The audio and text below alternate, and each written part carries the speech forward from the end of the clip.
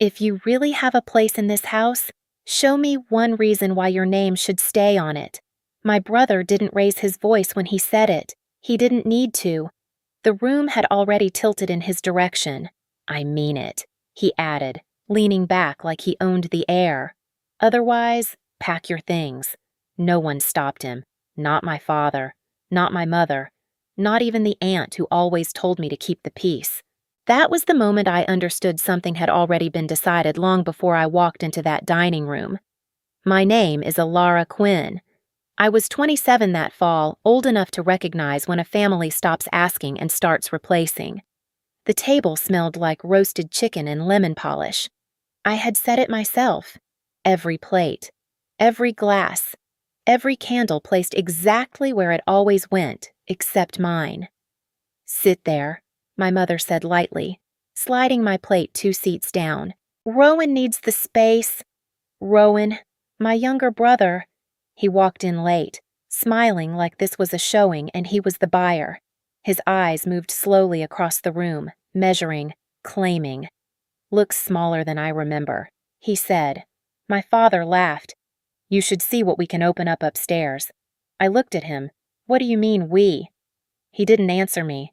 Rowan will be making decisions about the house soon, he said instead. My mother handed him the bread first. It's time he had something of his own. As if I hadn't been living inside these walls for years, fixing pipes, meeting contractors, holding everything together quietly enough that it stopped counting. My aunt leaned in. Don't start anything. I hadn't spoken. Not yet, but across the table. Rowan was already planning renovations out loud, walls to remove, rooms to change, a future that didn't include me, and my father kept nodding like it was already done, as if ownership could be transferred through tone alone.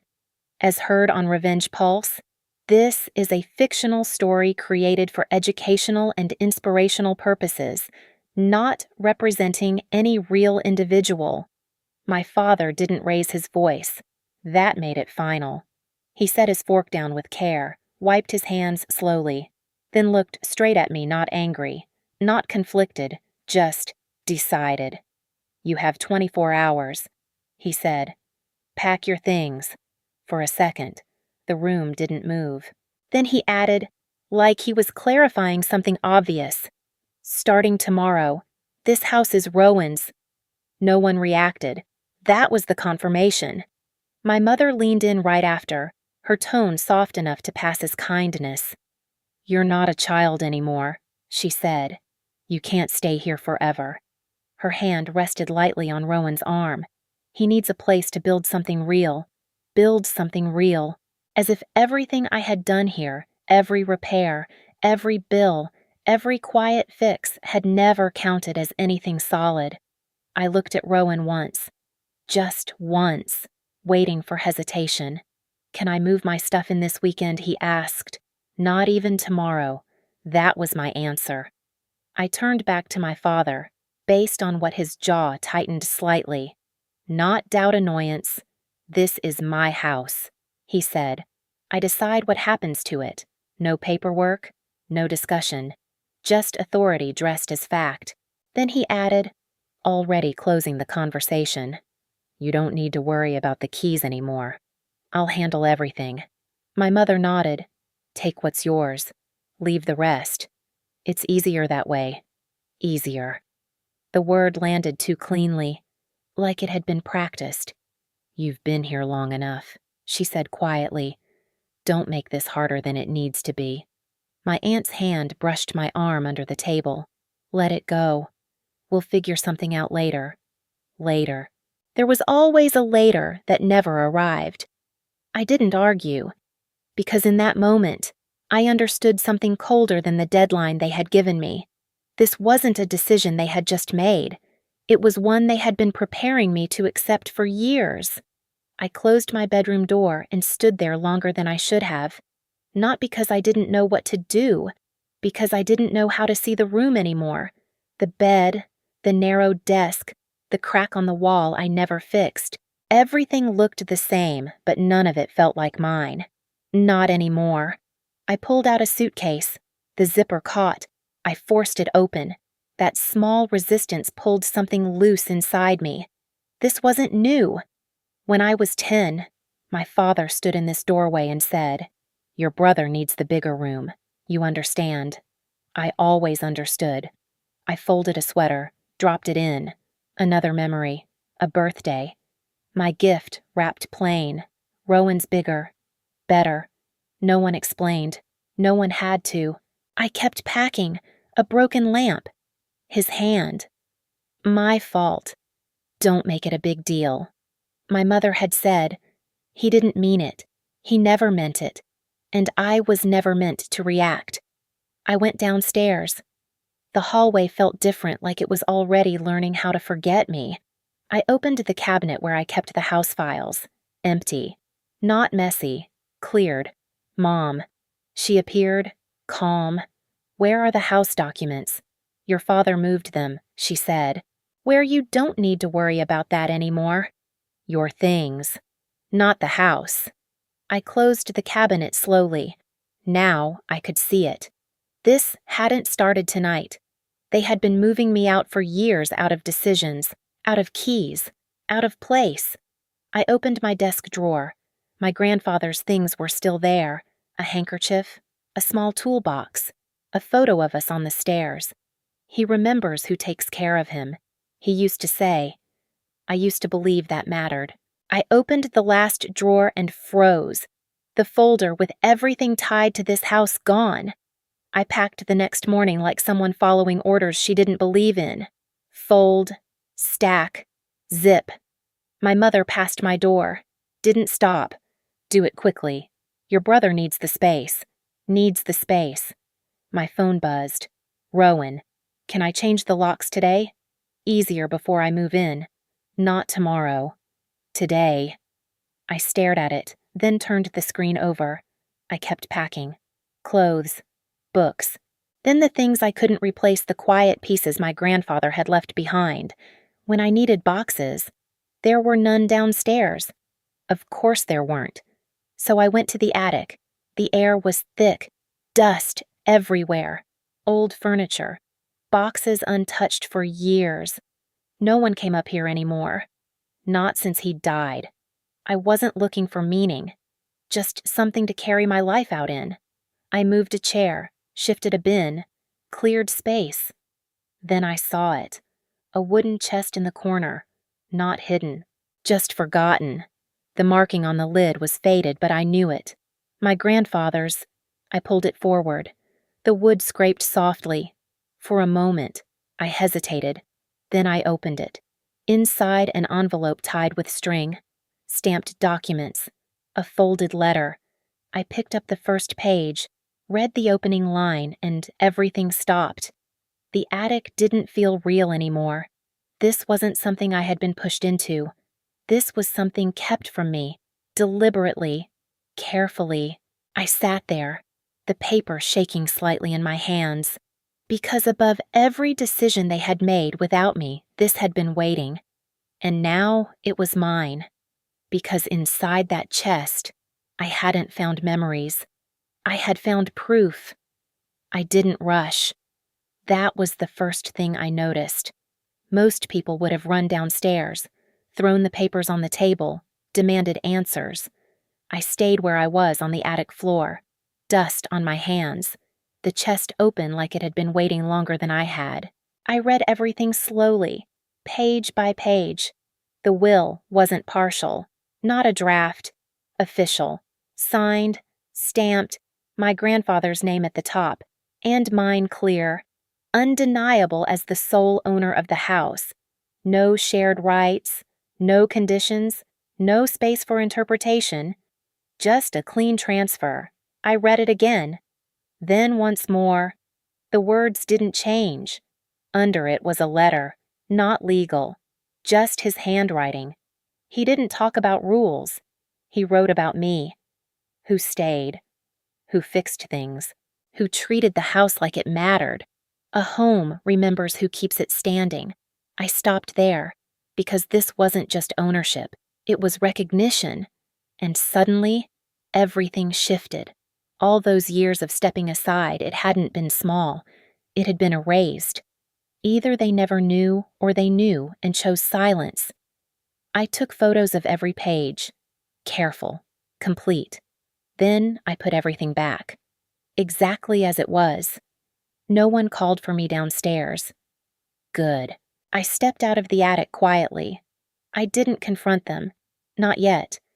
I called a lawyer instead. If this is valid, he said, your father doesn't have authority. Not certainty, but enough. So I finished packing, walked past my mother, said nothing, and left the house exactly when they expected me to. But this time, I wasn't leaving empty-handed. I left on time. One suitcase, the wooden chest, nothing else. My mother watched from the doorway like I was finally doing something right. My father didn't come out. Rowan texted before I reached the end of the street. Send me the spare key if you still have one. Still have one? I didn't reply. By the time I reached the room I rented across town, they had already decided what my silence meant. Surrender. My aunt forwarded the messages. She moved out. It's better this way. Rowan can finally start fresh. Start fresh. He moved fast. Too fast. He changed the locks that same day, posted the keys online. New beginnings. Brought in workers. Measured walls. Planned changes. My father told relatives. Loud enough to spread. It's settled. The house is his now. Handled. Finished. Done. My mother added. She stayed too long. This is better for her. Better. I let them talk. Instead, I sat across from a lawyer. He reviewed everything carefully. The will, the signatures, the dates. Then he paused. There's one issue, he said. If this wasn't properly filed, they may challenge it. For a moment, the ground shifted. Then he added, but if we prove intent and their actions, you still have a strong case. I nodded. They already changed the locks. I said, that changed his expression. That helps you. He said, of course it did, because they hadn't just taken something, they had made the mistake visible. The next morning, Rowan arrived at the house like it was already his, and this time I didn't come back alone. Rowan arrived like the house had been waiting for him. 2 suitcases, 3 boxes, a smile that didn't hide anything. The new lock caught the morning light clean, untouched. Workers stood nearby, measuring tape ready, eyes already breaking the place into pieces. My father stood on the steps, arms crossed. About time, he said. Let's begin. I watched from across the street. Then I walked forward. Not alone. Rowan didn't notice me at first. He was already inside, already planning. This wall will take it down. Open everything up. And upstairs? Stop! It wasn't my voice. My lawyer stepped forward. Calm. Precise. This property is under legal dispute, he said. Any occupation right now has no standing. Silence dropped fast. Rowan turned. My father frowned. What are you talking about? The will? My lawyer said. Valid. Signed. Naming Ilara Quinn as sole owner. I stepped forward and held it out. This time, my hands were steady. My father's expression hardened. That's irrelevant, he snapped. I'm his son. This house is mine to decide. No, my lawyer said evenly. What's documented decides. That landed. If you continue, he added, you'll be occupying property you don't own. Rowan's confidence cracked. Why didn't anyone? He stopped, because there was no answer. My mother stepped in. This is unnecessary, she said sharply. You're turning this into something ugly. Over paper. Over paper. But no one moved. Not the workers. Not Rowan. Not even my father. Because this wasn't family anymore. This was evidence. My father exhaled slowly. Fine, he said. We'll let the court decide. I held his gaze. For once, he wasn't the one in control. The case didn't drag. It tightened, because once everything was laid out, There was nowhere for it to bend. My lawyer built it carefully. The will, the signatures, the dates, the property records tied to my grandfather, then the timeline, what was filed, what wasn't, and what my family chose to ignore. But they didn't stay silent. My father pushed back. This document was never formally presented, his lawyer argued. Its validity should be questioned. For a moment, the room shifted. Then my lawyer answered, steady, intent, certification, and possession all align. We added everything they thought didn't matter: the lock change, the workers, the statements, their certainty that a decision made at a dinner table could replace a legal record. That's where it broke, because this wasn't just a document. It was a pattern. She stayed too long. She had no claim. Piece by piece, that version collapsed. Not emotionally. Factually, I wasn't holding on. I had been named. A neighbor spoke next. He trusted her. She said, everyone knew. Simple. Clear. My father repeated the same line. I'm his son. But it sounded smaller every time. Because outside our house, it meant nothing. Rowan said almost nothing. He didn't know the records, the history, the truth. And it showed. By the end, the room felt settled. Not tense, because the question wasn't complicated anymore. It wasn't about who wanted the house. It was about what could be proven. The courtroom was quiet, not tense, not loud, just final. My lawyer didn't stretch it. No speeches, no performance. The will is valid, he said. The property is assigned. My client is the named owner. Clear, direct, unavoidable. My father stood when it was his turn. For a moment, I thought he might address the document. He didn't. I'm her father, he said. I know which child deserves that house. Deserves. The word carried more weight than anything else he'd said. It should go to my son, he added. Not law, not evidence, just belief. And suddenly, everything made sense. This wasn't confusion. It was preference, pretending to be authority. My mother tried next. Softer, controlled. This is a family matter. We can resolve this without... The judge didn't respond, because this wasn't about family anymore. Rowan was asked a few questions. On what basis do you claim ownership? He hesitated. My father said, do you have documentation? Silence? Any legal transfer? Nothing. The confidence he walked in with had nowhere to stand. When it was my turn, I kept it simple. The order, the deadline, the attic, the will. I'm not asking for anything extra. I said, only what's already written. That was enough, because this wasn't about who spoke more. It was about what could be proven. The judge opened the document and read my name. Clear, final. And for the first time, they had to listen. The ruling came without drama. No raised voices, no pause for effect, just a decision. The house belonged to me.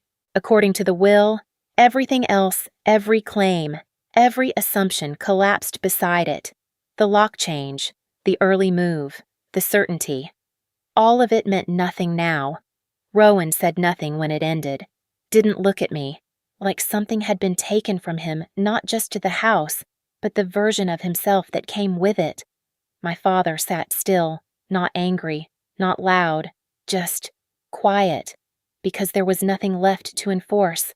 My mother approached me once, carefully. We can fix this, she said. We're still family. I looked at her, then shook my head. No, I said. We're just people who made choices. Some don't reverse. I returned to the house alone. The door opened the same, but it felt different. Still. Waiting. I walked through each room slowly, not reclaiming, just standing there without needing permission. Upstairs. I placed the wooden chest where it could be seen, not hidden, not forgotten, where it belonged. I opened the windows. Let the air move again. For the first time, The house didn't feel like something I had to hold on to. It felt like something that held its ground for me. They reached out after that. Calls, messages, softer words. I didn't answer, because the version of me they knew, the one who stepped back, stayed quiet, didn't live here anymore. At the beginning, I was given 24 hours to leave. At the end, I decided who no longer had the right to enter. I turned the lock and closed the door. This time, the silence belonged to me. And if you've ever been asked to shrink just to keep the peace, ask yourself, was it ever peace? Or just your silence making space for someone else? Because a home, like a life, doesn't remember who spoke the loudest. It remembers who stayed, who built, who refused to disappear. So if you're still standing in a place that asks you to prove you belong, maybe it's time to stop asking for permission and start closing the door yourself.